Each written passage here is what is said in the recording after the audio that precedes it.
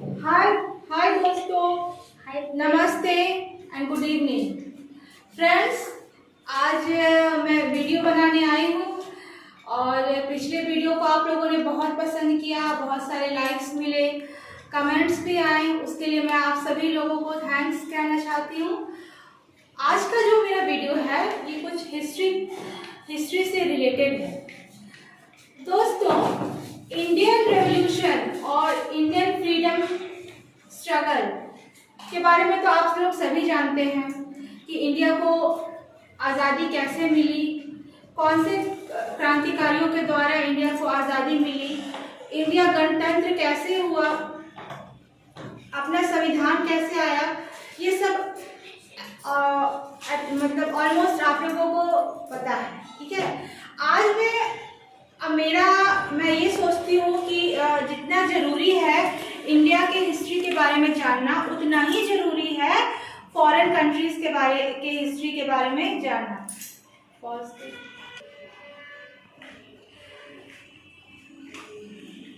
Friends देखिए, किसी भी कंट्री में रेवोल्यूशन या क्रांति कब आता है? जब वहाँ की जो जनता होती है वो अपनी सरकार से खफा होती है, नाराज होती है। जनता मुसीबत में है और सरकार उनके लिए कुछ कर नहीं रहा, और उल्टे ही जनता को प्रताड़ित किया जाता है, और जो गरीब दुखी होते हैं उनका फायदा उठाया जाता है। सरकार बस अपना राजकोष भरती है, बस अपने ही मतलब कि ऐश मौज में रहती है, और जनता के बारे में, पब्लिक के बारे में जब नहीं सोचती है तभी उस कंट्री में रेवोल्यूशन आता है, क्रांति होता है, और वहाँ का सरकार को हटा दिया जाता है और नई सरकार बनती है, जो कि सभी देशों में गणतंत्र सरकार जिसको फ्रेंच रेवोल्यूशन को पढ़ाने से पहले मैं ये बता दूं कि मैं जो अभी पढ़ाने जा रही हूँ फ्रेंच रेवोल्यूशन के बारे में, ये जो गवर्नमेंट स्कूल के, झारखंड के गवर्नमेंट स्कूल के जो स्टूडेंट्स हैं उनके लिए ये बहुत ही काम का वीडियो है, क्योंकि 9th क्लास के हिस्ट्री के सिलेबस में ये फर्स्ट चैप्टर है, फ्रांस क्रांति, और मेरे वीडियो के थ्रू ये इस अध्याय को अच्छे से समझ सकते हैं, इसलिए मेरे इस वीडियो को जरूर देखें। तो फ्रेंच रेवोल्यूशन से पहले वहाँ की जो स्थिति थी, उस देश की जो स्थिति थी, मैं बता दूं। और सबसे पहले मैं घटनाक्रम को बताना चाहती हूँ, क्योंकि जो फर्स्ट चैप्टर का जो फर्स्ट पैराग्राफ है उसमें इस घटनाक्रम का वर्णन किया गया है। 14 जुलाई 1789 को पेरिस में आतंक का माहौल था। तो आतंक का माहौल क्यों था? क्योंकि वहाँ एक किला था जिसका नाम था बेस्टाइल किला।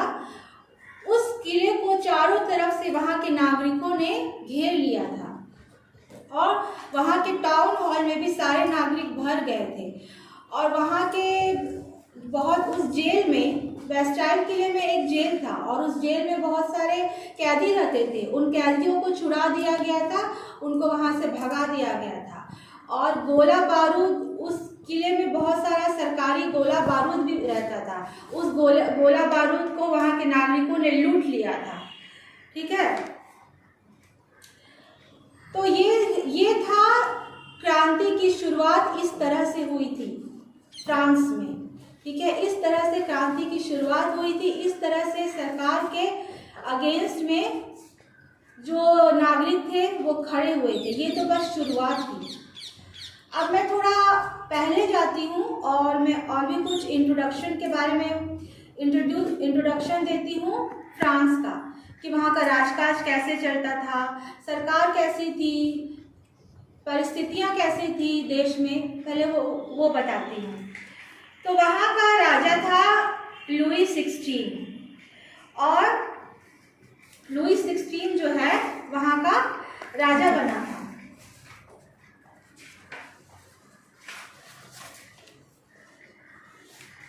जब वो राजा बना था तो वो मात्र 20 साल का युवक था, और उसका विवाह ऑस्ट्रिया की राजकुमारी मैरी एंटोनेट से हुआ था। राज्यारोहण के समय उसने राजकोष खाली पाया। क्या हुआ था कि लंबे समय से युद्ध चल रहा था।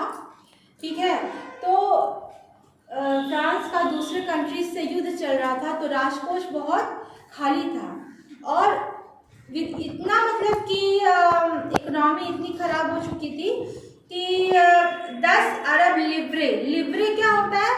लिब्रे जो है, जैसे कि भारत के ये भारत का जो पैसा होता है उसको रुपया कहते हैं, उसी तरह से फ्रांस का जो पैसा होता है उसको लिब्रे कहते हैं। तो 10 अरब लिब्रे का कर्ज पहले से ही फ्रांस के ऊपर था। उसके बाद ऐसे भी राजकीय कामकाज के लिए बहुत सारे धन की जरूरत होती है, तो सेना के रख रखाव, राज दरबार, गवर्नमेंट ऑफिसर्स, सरकारी कार्यालयों और विश्वविद्यालयों के रख रखाव के लिए बहुत पैसों की जरूरत होती है और वे खर्च भी होते थे। तो सरकार ये पैसे लाते कहाँ थे? वो पैसे वो एकत्रित करते थे कर के रूप में। कर क्या होता है? टैक्स, जिसे हम टैक्स कहते हैं। तो जब भी सरकार को ज़्यादा पैसों की जरूरत होती थी तो वो क्या करते थे? वो टैक्स बढ़ा देते थे पब्लिक से। अब देखिए, अब वहाँ का जो समाज था वो इस तरह से व्यवस्थित था, ठीक है। अब जैसे पहला क्या है, प्रथम स्टेट जिसे कहते थे वो था पादरी वर्ग। जो पादरी वर्ग होता था उसे सबसे ज्यादा सम्मान मिलता था और पादरी वर्ग को कोई टैक्स नहीं देना पड़ता था सरकार को। दूसरा है, द्वितीय स्टेट है कुलीन वर्ग। कुलीन वर्ग भी अमीर लोगों का ही होता था, बहुत ही पढ़े लिखे समृद्ध लोग जो थे देश में वो कुलीन वर्ग के थे। और पादरी वर्ग और कुलीन वर्ग दोनों ही टैक्स नहीं देते थे, किसी भी तरह का टैक्स देकर सरकार को नहीं देते थे और इन्हें कुछ सामंती विशेषाधिकार प्राप्त था। ये क्या होता है सामंती विशेषाधिकार? जैसे कि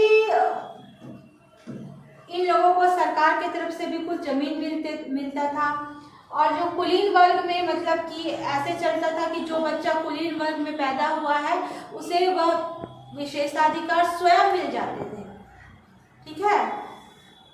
पादरी वर्ग में भी ऐसे ही होता था और इन्हें जमीन मिलते थे, इनके बच्चों के पढ़ने लिखने के लिए अच्छे स्कूल, अच्छे कॉलेजेस सब कुछ होता था।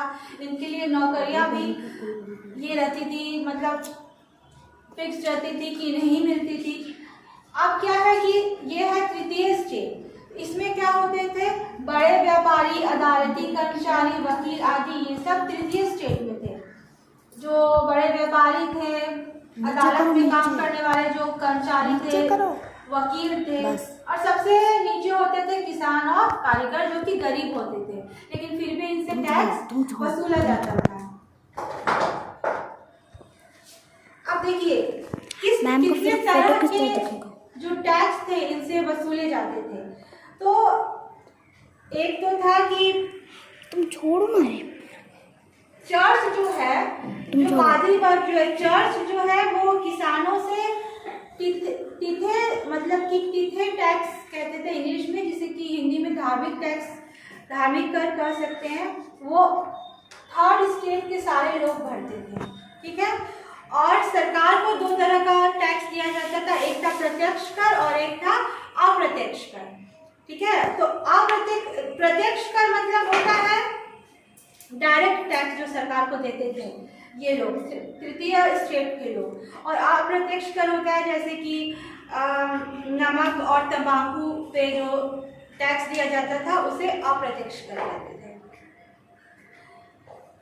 अब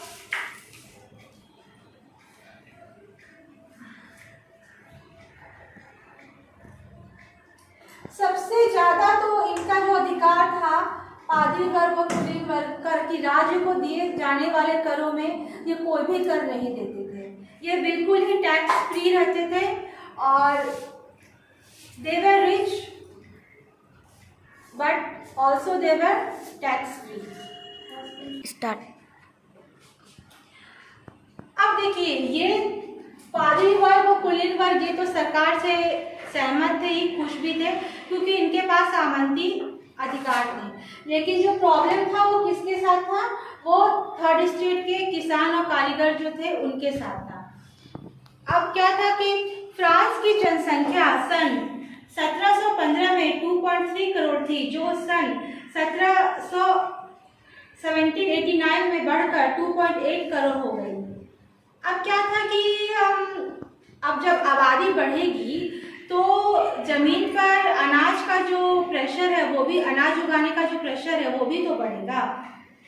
लेकिन आबादी बढ़ रही थी, लेकिन जो मजदूरों को जो मजदूरी दी जाती थी वो उस दर से नहीं बढ़ रही थी। तो इससे क्या हुआ कि अमीर और गरीब के बीच की खाई बढ़ती जा रही थी। और एक समय ऐसा आया कि खाद्य सामग्री, यहाँ तक कि पावरोटी के दाम में भी बहुत वृद्धि हो गई, जिससे कि मजदूर वर्ग काफी नाराज थे और नाखुश भी थे। इन मजदूरों को एक और काम करना पड़ता था। देखिए, किसान अपने स्वामी की सेवा, स्वामी के घर एवं खेतों में काम करना, सैन्य सेवाएं देना अथवा सड़क के निर्माण में सहयोग आदि करने के लिए बाध्य थे। कुछ अगर किसान वर्ग में किसी भी बच्चे का जन्म हुआ है, कोई भी युवक है, तो उसे अपने मालिक के घर में भी काम करना है, भले उसे मजदूरी मिले चाहे नहीं मिले। सड़क निर्माण में भी काम करना है, सैन्य सेवा भी उसे देना है, और ये सब चीज़ों के लिए वो बाध्य थे, भले उन्हें इसके लिए मजदूरी या सही पैसे मिले या ना मिले। अभी आप एक फोटो देखेंगे, ठीक है। इस फोटो में ये बहुत ही पुरानी पेंटिंग है फ्रांस की। इसमें देखिए एक अमीर व्यक्ति बैठा हुआ है, और एक गरीब मजदूर उसके लिए खाने का कुछ सामान ला रहा है। ऊपर में एक मकड़ी का जाला है और यहाँ बगल में एक मक्खी है, ठीक है। तो इस तस्वीर के बारे में क्या लिखा है? बेचारा गरीब अनाज, फल, पैसा, सलाद सब कुछ लाता है। मोटू जमींदार सब कुछ स्वीकार करने को तैयार बैठा है, पर वह उसको एक नज़र देखता तक नहीं। मतलब क्या है कि मजदूर और किसान हर तरह का काम कर रहे हैं। अनाज कौन उगा रहा है? किसान। मजदूरी कौन कर रहा है? किसान, ठीक है। फल कौन उगा रहा है? किसान। सड़क कौन बना रहा है? किसान। लेकिन तब भी वो अपने मालिक के स्वामित्व में रहता था, उससे डरता था, और तब भी वो इस पर, मालिक का काम क्या है? अपने नौकर पर दया करना, उसकी खुशी को भी देखना, उसे भी भुखमरी नहीं करना। लेकिन ये मालिक जो है उसके बारे में नहीं सोच रहा है, ठीक है।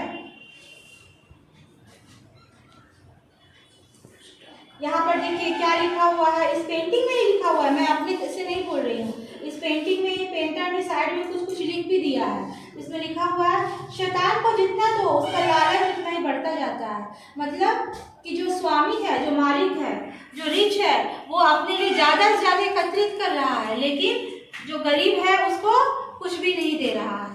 अपने हिस्से का एक पावरोटी भी उसे खाने नहीं दे रहा है, ठीक है।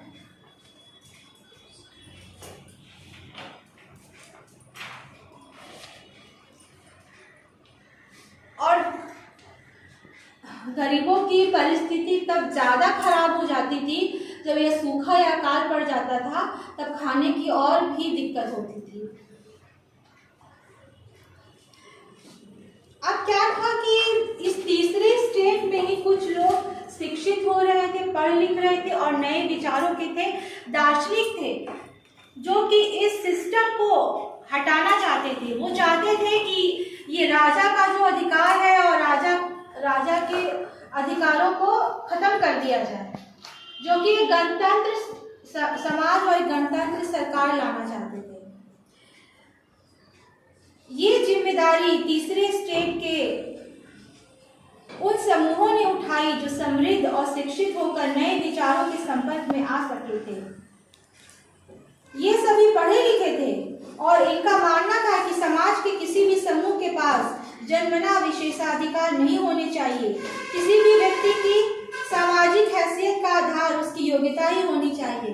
बहुत सही बात है, किसी भी व्यक्ति की सामाजिक हैसियत का क्या होना चाहिए, उसकी पढ़ाई, उसकी योग्यता, उसकी शिक्षा होनी चाहिए। ना ये कि कोई बच्चा कुलीन वर्ग में जन्म लिया है तो वो कुलीन हो गया, ठीक है, और कोई किसान का बेटा जो है वो जिंदगी भर किसानी बना रहेगा। नहीं, किसान के जो बच्चों को भी पढ़ने लिखने का अधिकार होना चाहिए, वो भी किसी दूसरे प्रोफेशन में जा सकता है, वो भी अपनी योग्यता सिद्ध कर सकता है। तो इन विचारों वाले दार्शनिक थे, उनका नाम था जॉन लॉक और जियोन जॉक रूसो। ये दो दार्शनिक थे जो कि बदलाव लाना चाहते थे।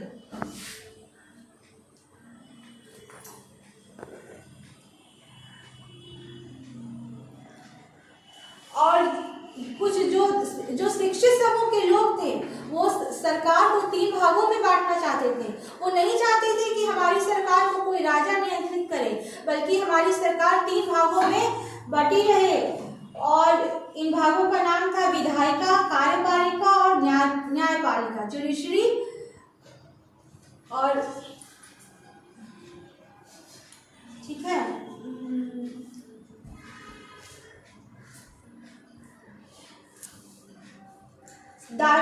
दार्शनिकों के इन विचारों पर कॉफी हाउसों व सैलून की गोष्ठियों में गर्मा-गर्म बहस होने लगी। अब लोग शांत नहीं बैठे थे, धीरे धीरे जो था आग क्या था वो उबल रहा था। हर जगह चर्चाएं होने लगी थी कि इस राजा को और सेना को कैसे हराया जाए। लोग बाजार में जाते थे, सैलून में जाते थे, बाल कटवाने जाते थे, वहां भी चर्चा करते थे। उसके बाद और कॉफी हाउसों में कॉफी पीने, चाय पीने जाते थे तो वहां भी चर्चा करते थे कि इस सरकार से हम कैसे लड़ सकते हैं। इसी समय लुई 16 द्वारा राज्य के खर्चों को पूरा करने के लिए फिर से कर लगाए जाने की खबर से विशेषाधिकार वाली व्यवस्था के विरुद्ध गुस्सा भड़क उठा।